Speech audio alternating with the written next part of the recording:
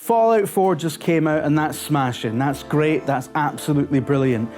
But you've also got to remember that it's the greatest threat to your professional life, your health and your relationships since the Red Menace. So here's 5 tips from me that will help you enjoy Fallout 4 responsibly without dropping the ball.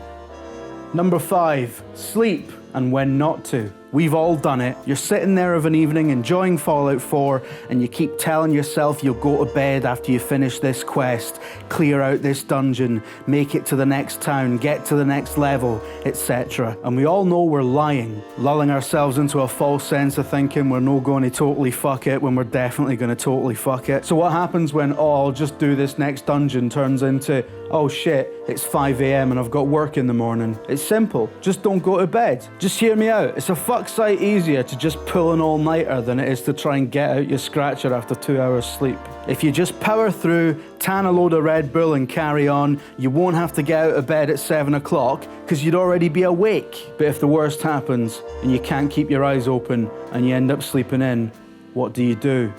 Number 4, lies and when to tell them. Listen, most bosses don't give a shit about your need, your insatiable desire to batter hours and hours into Fallout 4. So what do you do when the worst happens and you've overslept and you rock into work an hour late looking like you're hungover, or worse? Well, it depends, but if you're going to be more than an hour late, there's only one course of action. Take a sickie. Listen, it looks far better to bail than just seem like you're no arsed about turning up on time. Incidentally, if you're unsure about how to sound convincingly ill, I'll be publishing a video next week about how to sound like if they do make you come in, you'll be giving them all the plague. No, Tom. I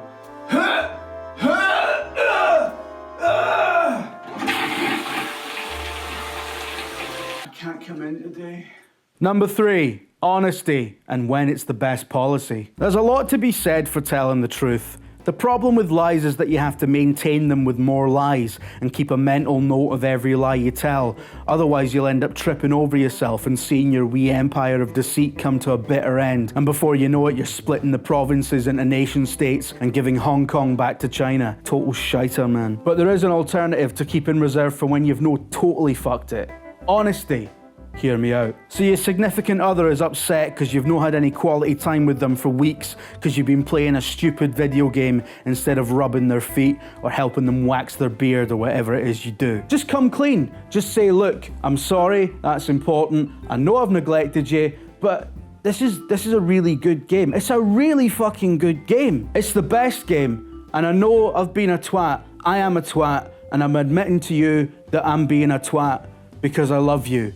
But have you seen it? It's cracking. That'll maybe buy you another 3 or 4 hours, so don't squander them. Head to Diamond City immediately. Number 2, eating and when to do it. So you're arse deep in clearing the ghouls out of Lexington and you get hunger pangs, or you need to go to the toilet or something. Essentially your body telling you that you can't carry on with this juvenile apocalypse shite until you sort something out with its innards. In toilet matters, by the way, just go to the toilet. I've heard about poop sulking and keeping bloody piss bottles and all that carry on, and it's disgusting. The only sensible way to dispose of your bodily waste is to eject it into a porcelain bowl and flush it away. Somebody invented that, somebody installed one in your house. Just use it. But in the case of hunger, it's a bit different. You need to eat, but it's not got the same urgency because not eating doesn't result in you shiting your pants. Quite the opposite. So what do? Don't get takeout because then you have to get up and answer the door and it's expensive and you've just been sacked for lying about being ill. And don't cook anything because it takes fucking ages.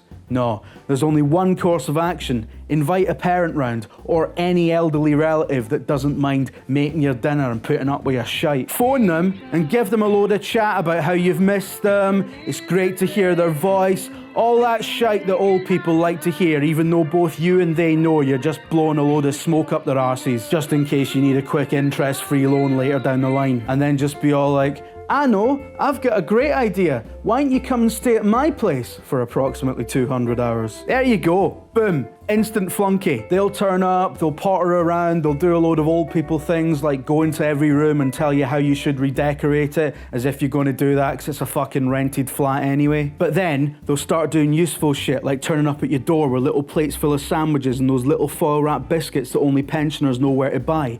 If they get suspicious about what you're doing, just tell them you're in the middle of a big project for work. And old people can't tell the difference between a critically acclaimed post-apocalyptic RPG and a spreadsheet because they're thick as fuck. So don't worry about having to hide the telly from them or anything like that. Number 1, grow up. And if you want to be really sensible, forget everything I've just said, because it's only a video game. Get a fucking grip, you fanny.